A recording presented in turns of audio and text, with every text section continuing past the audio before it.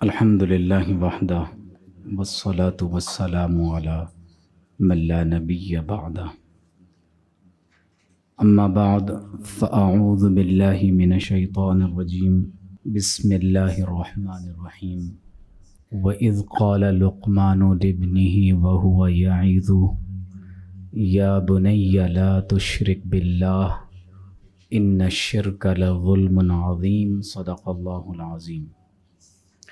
سب تعریفیں اللہ رب العزت کے لیے اور بے شمار درود و سلام حضور نبی کریم رؤوف الرحیم صلی اللہ علیہ وآلہ وسلم پر۔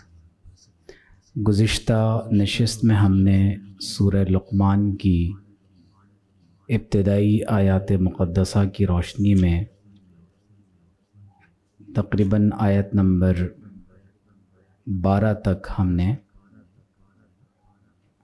سورہ لقمان کا ابتدائی تعارف اور فواتح السور کے تحت جو سورہ لقمان کی ابتدائی اللہ کی طرف سے ہدایت ہے اس کا بیان ہم نے پڑھا، اور گفتگو کو میں نے یہاں مکمل کیا کہ لقمان بن باعورہ بن ناحور بن طارح حضرت ابراہیم علیہ السلام کے چچا جن کا نام آزر قرآن نے ذکر کیا، یہ ان کی نسل میں سے ہیں۔ اور حضرت وہب نے فرمایا کہ کان ابن اخت ایوب علیہ السلام، کہ آپ حضرت سیدنا ایوب علیہ السلام کی بہن کے بیٹے ہیں۔ اور حضور علیہ الصلاۃ والسلام کی بعض روایات میں اس کا ذکر ہے کہ اللہ رب العزت نے آپ کو داؤد علیہ السلام کا معاصر بنایا تھا، اور تقریباً 1000 برس آپ کی عمر تھی۔ وَكَانَ خَيَّاطًا، اور آپ کپڑے سینے کا کام کیا کرتے تھے۔ اور بعض اہل علم نے یہ بھی لکھا ہے کہ ایک شخص نے جس کا رنگ سیاہ تھا ایک دوسرے شخص سے یہ بات کہی جس کا رنگ سیاہ تھا کہ تمہیں پریشان ہونے کی ضرورت نہیں ہے، لا تحزن من انک اسود، اس لیے کہ تمہارا رنگ بھی سیاہ ہے، کیونکہ مخلوقات میں اللہ کے بندوں میں کچھ لوگ ایسے بھی گزرے ہیں جن کا رنگ بہت سیاہ تھا، لیکن اللہ تعالیٰ نے انہیں لوگوں پر اپنے زمانے میں فضیلت عطا فرمائی، تو ان میں ایک نام حضرت بلال رضی اللہ تعالیٰ عنہ، حضرت مہجاں مولا عمر رضی اللہ تعالیٰ عنہ، اور حضرت سیدنا لقمان علیہ السلام کا نام ہے۔ تو آج ہم آیت نمبر 13 سے بات کا آغاز کر رہے ہیں، اور اس کا موضوع انتہائی اہمیت کا حامل ہے، اور عنوان حضرت لقمان علیہ السلام کی وہ نصیحت ہے جو آپ نے اپنے بیٹے کو فرمائی۔ آپ کے بیٹے کا نام ثاران ہے۔ ہمارے ہاں بعض لوگوں کو نئے نام رکھنے کا شوق ہوتا ہے، تو کسی بچے کا نام ثاران رکھا جا سکتا ہے۔ تو قرآن مجید میں ہے کہ اللہ رب العزت نے فرمایا وَإِذْ قَالَ لُقْمَانُ لِابْنِهِ، وَإِذْ، اور جب، قال لقمان علیہ السلام نے فرمایا، کس سے کہا؟ لِابْنِهِ، اپنے بیٹے سے۔ وَهُوَ يَعِظُهُ، اور اللہ تعالیٰ قرآن میں اس کی کیفیت بیان فرما رہا ہے کہ لقمان علیہ السلام نے جب اپنے بیٹے سے گفتگو کی، وَهُوَ يَعِظُهُ، اس حال میں کہ وہ اپنے بیٹے کو نصیحت فرما رہے تھے۔ تو اس کا مطلب یہ ہوا کہ یہ باپ کی ذمہ داری ہے کہ اپنی اولاد کو کیا کرے؟ نصیحت کرے۔ اب نصیحت کا انداز آپ دیکھیے گا، ہمارے ہاں تو عموماً نصیحت کا انداز یہ ہے کہ پہلے ہم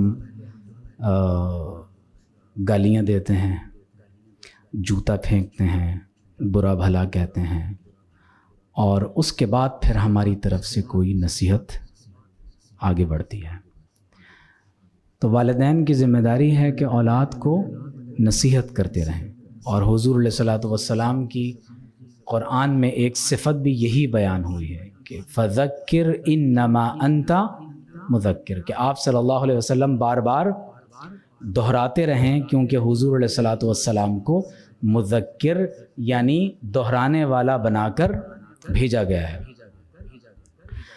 تو فرمایا کہ وہ نصیحت کیسے کرتے ہیں، یا بنیا، اے میرے پیارے بیٹے۔ آپ دیکھ رہے ہیں کہ جب نصیحت کا آغاز ہو رہا ہے تو اے میرے پیارے بیٹے کہہ کر وہ نصیحت فرما رہے ہیں۔ تو جب باپ اپنی اولاد کو نصیحت کرے گا تو نصیحت کرنے کا انداز کیا ہے کہ آپ نے اپنی اولاد اور اپنے درمیان میں سے دوری کو ختم کر دیا۔ اے میرے پیارے بیٹے، اب پہلی نصیحت جو باپ اپنے بیٹے کو کر سکتا ہے اور جس چیز کے بارے میں سب سے زیادہ فکر مند ہونا چاہیے وہ کیا ہے، وہ عقیدے کی حفاظت ہے۔ لا تشرک باللہ، اے میرے پیارے بیٹے کسی کو اللہ کا شریک مت بنانا۔ ان الشرک لظلم عظیم، بے شک شرک کرنا ظلم عظیم ہے۔ تو اس سے یہ بات معلوم ہوئی کہ جب آپ اسلامک پرنسپلز کی روشنی میں پیرنٹنگ کی بات کریں گے تو سورہ لقمان کی آیت نمبر 13 سے آنورڈ جو آپ حضرت لقمان علیہ السلام کی نصیحت کو ابھی مزید آگے پڑھیں گے تو یہ انتہائی اہمیت کی حامل بات ہے کہ پیرنٹنگ میں سب سے امپورٹنٹ بات یہ ہے کہ آپ اپنے بچے کے عقیدے کی حفاظت کی طرف توجہ کریں گے، اور یہ ایک ایسی چیز ہے جس پر عمومی طور پر والدین توجہ نہیں کرتے۔ جب آپ ایک انسانی وجود کی ethical, aesthetical, spiritual, intellectual, physical dimensions کے اعتبار سے تربیت پر توجہ دیتے ہیں تو اس میں کتنی اہم بات ہے کہ عقائد، بیلیف سسٹم جو انسان کے صرف اقوال ہی نہیں بلکہ اس کے اعمال اور پوری فکر کو گورن کرنے والے ہیں، عام طور پر عقیدے کی اس حفاظت پر والدین توجہ نہیں دیتے۔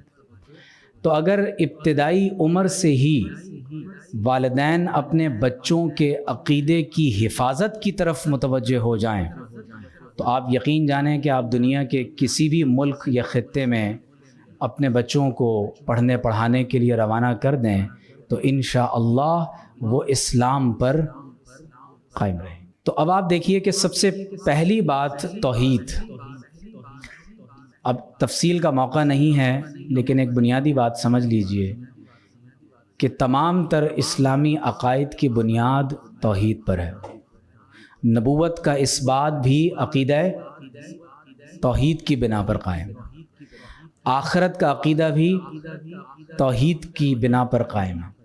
اور آپ غور کیجئے کہ وہ معاشرے جو حقیقی معنی میں توحید پر مبنی ہوں ان میں کبھی بھی طبقاتی تقسیم پیدا نہیں ہوگی۔ آپ ہندوازم میں دیکھیں کہ اگر نعوذ باللہ من ذالک کوئی خدا کے سر سے پیدا ہوا اور کوئی خدا کے بازوؤں سے اور نعوذ باللہ کوئی خدا کے پیٹ اور پاؤں سے پیدا ہوا تو یقینی طور پر برہمن، ویش، کھشتری اور شودر، چنڈال، ڈوم، اس طرح کی طبقاتی تقسیم ہندوازم میں کیوں پیدا ہوئی؟ کیونکہ وہ نعوذ باللہ مور دین 40,000 کاسٹ سسٹم پر بلیف رکھتے ہیں اور 33 کروڑ سے زائد دیوتا ان کے اندر پائے جاتے ہیں۔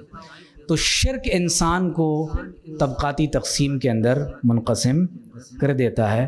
اس پر بہت تفصیل کے ساتھ البیرونی نے کتاب الہند میں بہت کچھ لکھا ہے، اگر موقع ملے تو آپ کتاب الہند البیرونی کی ذرا اس کی تفصیل آپ وہاں دیکھیں۔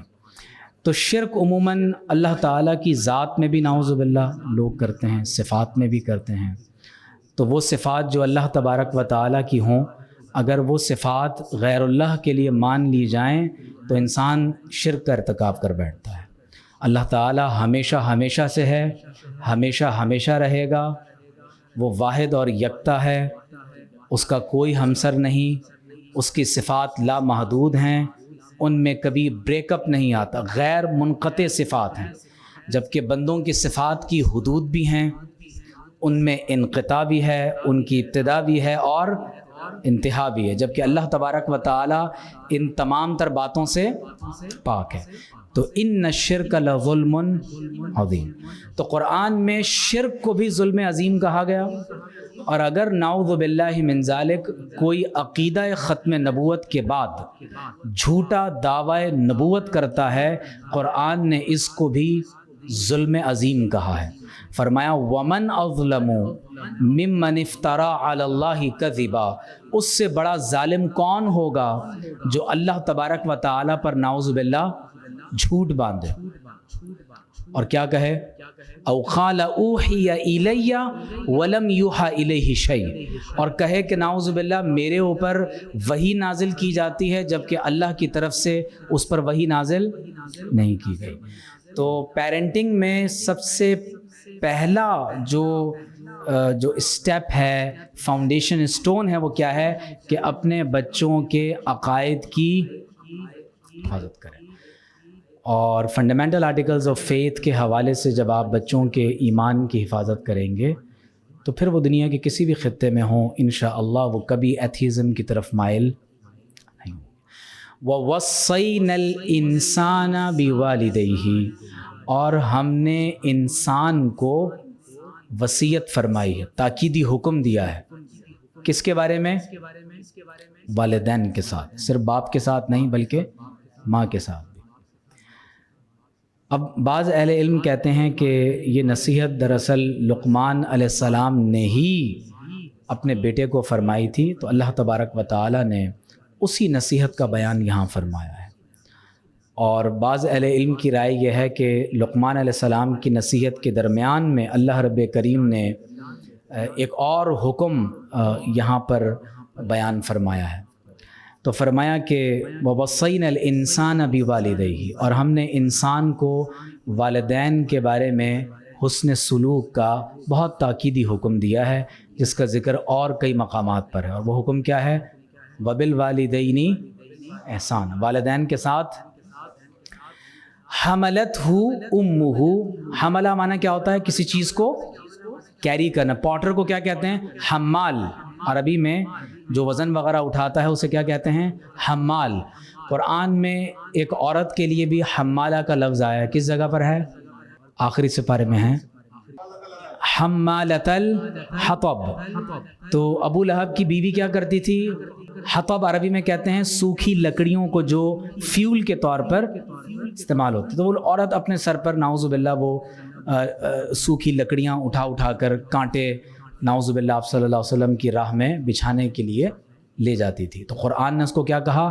حمالہ، اٹھانے والی۔ تو حملتہ، اسے اٹھائے رکھا، کس نے؟ امہ، اس کی۔ آپ انشاءاللہ ابھی طریقہ جدیدہ میں آگے پڑھیں گے کہ عربی زبان میں جب چھوٹی یا کسی اسم کے ساتھ لگتی ہے تو میرا یا میری کے معنی پیدا ہوتے ہیں، جیسے کتابن سے قلم، مکتب، جدار، عین، رأس، فم، تو آپ دیکھ رہے ہیں کہ میری کے معنی۔ اور اگر کا ہوگا تو تمہارا، کتابی میری کتاب، کتابوں کا، قلموں کا، مکتبوں کا، جداروں کا، تو آپ دیکھ رہے ہیں کہ اس میں یہ تمہارا کے معنی میں۔ اور اگر ہو ہوگا تو حملتہ امہ، اسے اٹھائے رکھا، اس کی ماں نے۔ اور کیسے اٹھائے رکھا؟ وہنن علی وہنن، ضعفن علی ضعف، کمزوری پر کمزوری۔ آپ دیکھیے نا کہ غور کیجئے کہ ایک ماں کس طرح اپنی اولاد کو شکم میں اٹھائے رکھتی ہے، ذوف پر ذوف برداشت کرتی ہے، کتنی مشقت کے بعد ایک انسانی وجود جو ہے وہ مکمل ہوتا ہے۔